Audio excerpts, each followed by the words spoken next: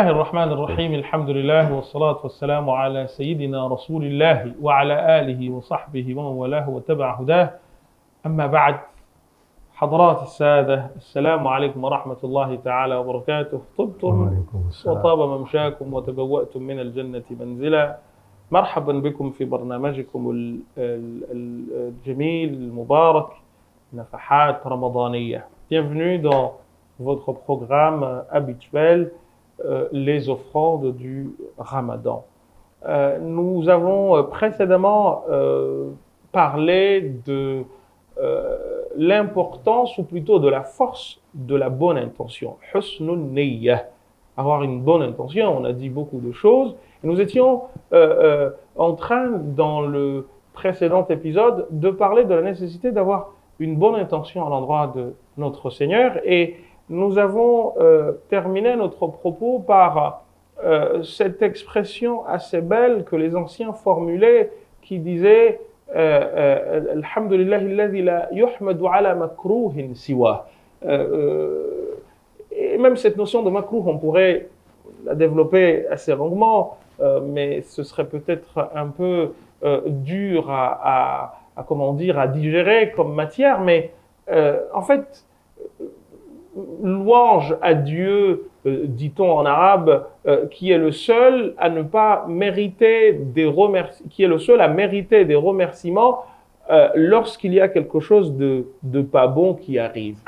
Et je vous disais que l'on pourrait longuement tarabiscoter, échanger, épiloguer, discuter sur cette notion de makruh, cette notion de quelque chose de déplorable ou de pas bon, si vous voulez, ou quelque chose de peu agréable. Parce que, voyez-vous, le Coran définit l'homme que il est ajoul. وَكَانَ الْإِنسَانُ عَجُولًا. Ajoul, ça vient de l'ajala. Et l'ajala, c'est quelque chose de... C'est la précipitation. Et l'humain, par définition, est quelqu'un qui ne voit que le présent, l'immédiat. Et l'après, il ne le voit guère. Donc, ce qui est makruh, ce qui est vu comme pas bon, en réalité, si on regarde sur le temps long, c'est pas quelque chose de mauvais. Vous savez, il y a des questions que l'on nous pose en philosophie sur, par exemple, le fait que le mal des gens qui font le mal restent longtemps, où on a l'impression qu'ils ne sont jamais jugés ou qu'ils gagnent toujours. Et on se dit pourquoi, par exemple, Dieu permet-il que, telle personne ou les injustices que subissent, par exemple, les Palestiniens, les injustices que subissent telle ou telle personne, pourquoi Dieu laisse-t-il faire ces injustices? Et parce que les gens se posent ces questions, justement, parce qu'ils raisonnent sur l'immédiat. Or, un propos dit « Inna Allaha yumhil wa la yuhmil ». Inna Allaha yumhil. Dieu donne, c'est de là d'ailleurs que vient le terme en comorien mhula. Vous connaissez ça? Mhula, pour dire je te donne, si vous dites comme mhula, je te donne un délai.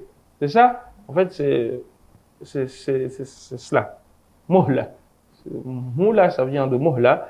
Inna Allah yumhil wa la yuhmil.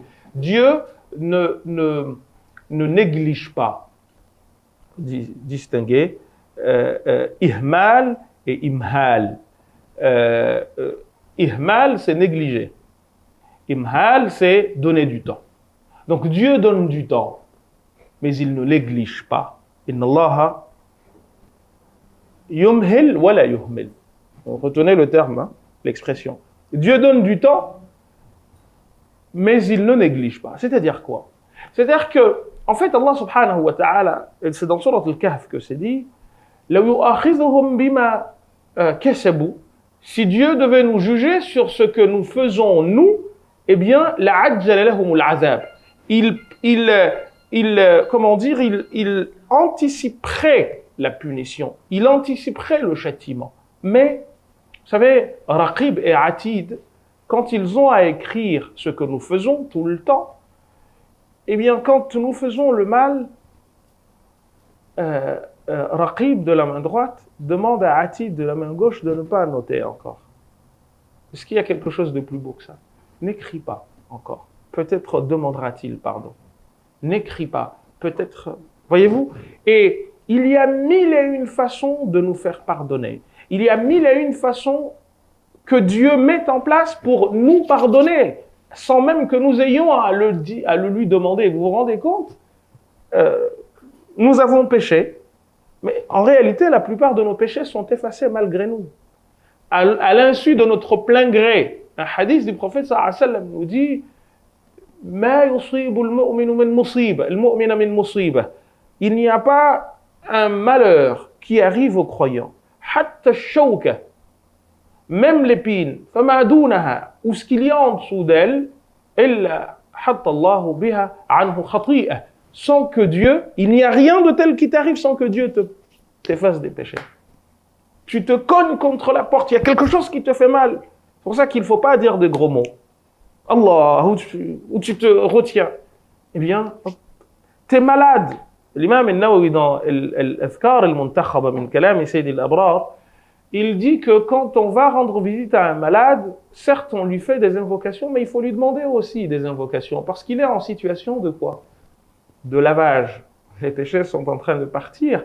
Et donc, quand il fait des invocations, elles sont acceptées aussi. Vous vous rendez compte? C'est gratuit. Il nous arrive le moindre malheur, nous avons des péchés qui partent. Et à la place des péchés, yubaddilullahu sayyi'atihim hasanat. À la place des péchés, on met des hasanat. D'ailleurs, un hadith que rapportent les muhaddithoun, tel que vous le trouvez dans l'exégèse de beaucoup de personnes, dont l'imam al-Qurtubi nous rapporte que le jour du jugement, quelqu'un viendra et il trouvera que il va être jugé. Et il se fera juger, jusqu'à ce qu'à un moment, eh bien, il attend de voir ses péchés, puisqu'il ne voit que des hasanats, des bienfaits qui sont accumulés les unes sur les autres. Et il dira à un moment, mais mes péchés, où sont-ils? Et là, le prophète récite le verset Ulaika yubaddilullahu sayyi'atihim hasanat.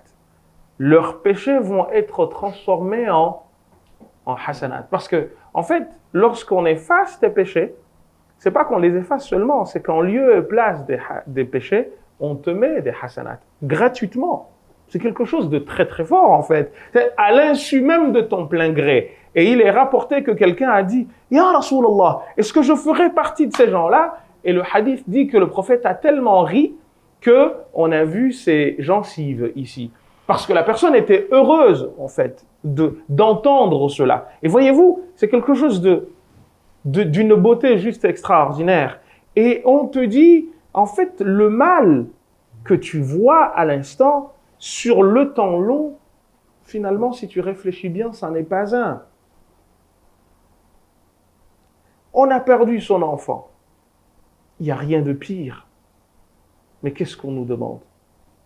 On nous demande de faire des doigts, comme doigt. Ij'alhu dhukhran, ya Rabbi, ij'alhu dhukhran li abawayh. Fais-en dhukhra. Dhukhra, c'est quoi? C'est on dit ici, en langue mahoraise, un kea, c'est ça? Ce que l'on mange le lendemain. Eh bien, ô toi, Dieu, fais de cet enfant l'unkea, c'est-à-dire l'espoir de demain. Akiba. Ce que tu mets de côté. Et donc, sur l'instant présent, c'est violent. Mais si tu regardes sur le temps long, il n'y a rien de mieux, en fait, que comment dire, cet instant que tu viens de vivre où tu as vécu un malheur, où tu as vécu une épreuve, etc. Mais sur l'instant présent, puisque nous ne raisonnons que par le présent, eh bien, nous voyons que c'est le mal.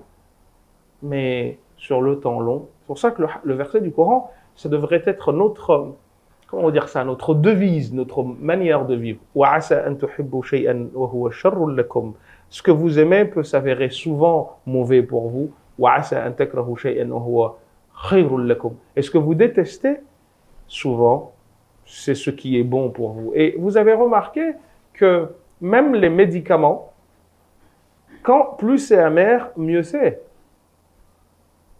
Vous vous en souvenez, le propre du médicament est d'être un peu amer. Parce que ainsi est faite la vie.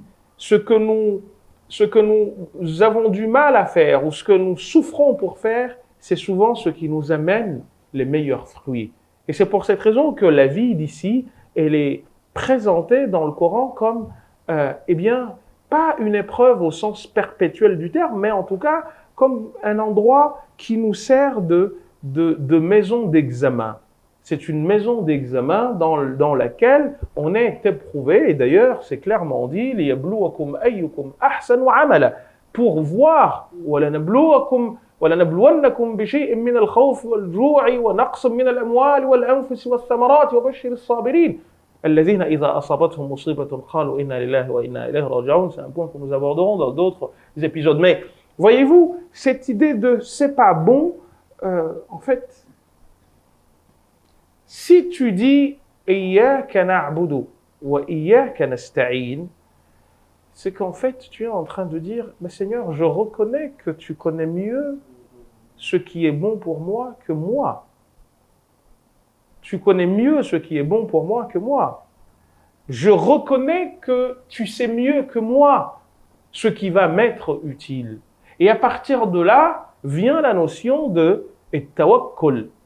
S'en remettre à Dieu, c'est être conscient que quoi que nous fassions, nous ne saurions jamais nous être davantage utiles que la volonté de Dieu. Et c'est pour ça donc que quand on fait istikhara, qu'est-ce qu'on dit? On dit Allahumma inni astakhiruka.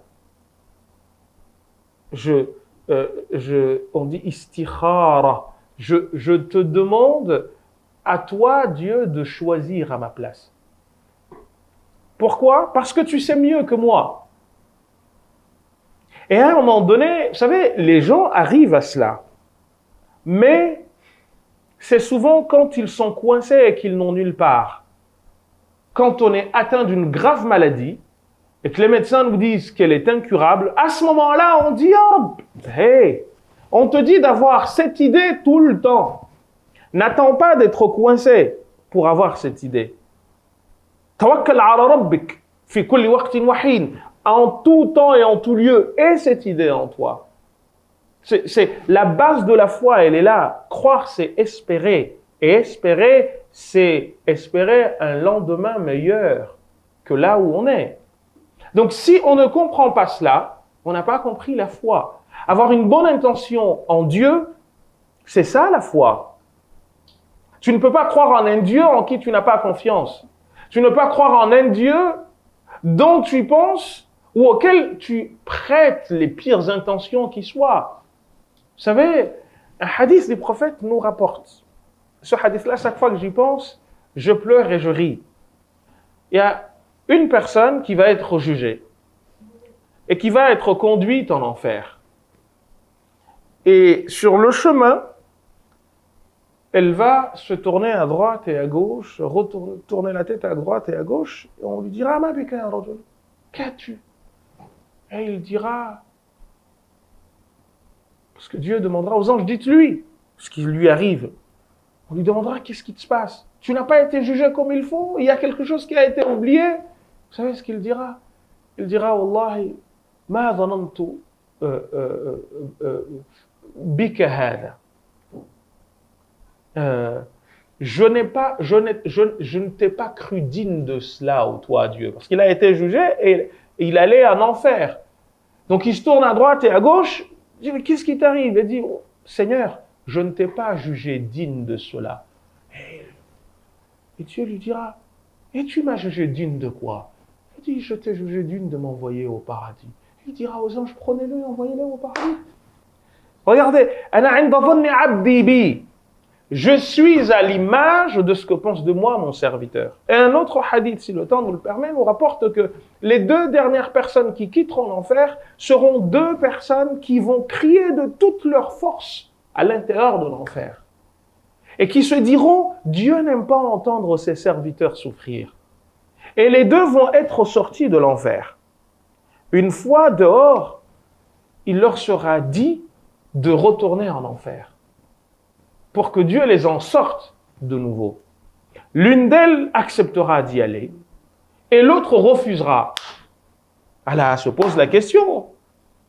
On peut dire que l'une a désobéi et l'autre a suivi, mais en réalité, les deux ont obéi. Celle qui a refusé d'y retourner, on lui demandera pourquoi tu n'y retournes pas puisque Dieu a promis qu'il t'en sortirait. Il a dit parce que Dieu n'aime pas voir son être, son serviteur souffrir. Il est généreux. Pourquoi va-t-il me faire souffrir davantage alors qu'il n'en a pas besoin? Et il lui sera dit, ainsi soit-il, c'est comme ça, va au paradis. Et celui qui a accepté d'y retourner, on lui demandera pourquoi as-tu accepté d'y retourner? Il dira parce que Dieu tient toujours promesse. Et je savais qu'après ce laps de temps que je passerai là-bas, je finirai par en sortir. Et comme on dit en comorien, l'espoir de manger vaut le manger. Donc je sais que ça va s'arrêter.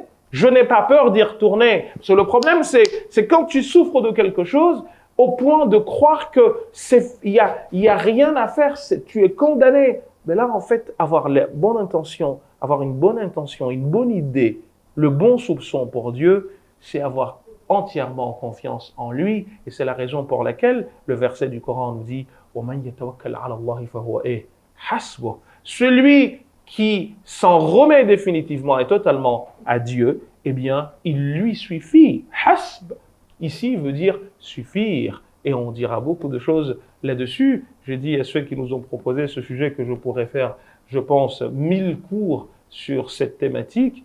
Peut-être nous dira-t-il que nous continuerons, parce qu'il reste encore des choses à développer sur l'idée de husn al-niyya, avoir une bonne intention à l'endroit de son Seigneur. Là, on n'a pas tout dit à ce sujet, mais il y a d'autres choses à dire sur avoir une bonne intention à l'endroit de sa personne et à l'endroit de son environnement. Wa sallallahu wa sallim wa barak ala sayyidina Muhammadin wa ala alihi wa sahbihi wa sallim tasliman kathira. Wassalamu alaikum wa rahmatullahi ta'ala wa barakatuh.